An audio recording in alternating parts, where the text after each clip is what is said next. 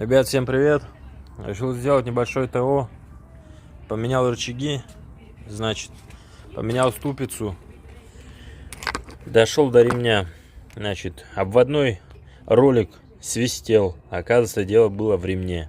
Снимаю ремень и замечаю, что у меня помпа приехала. Шатается. Нет-нет, антифриз уходит. Все время думал, куда он уходит. Под тачкой ничего не капает. А он как бы по чуть-чуть уходил.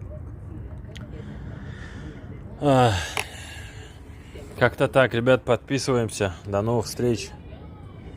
Всего вам наилучшего.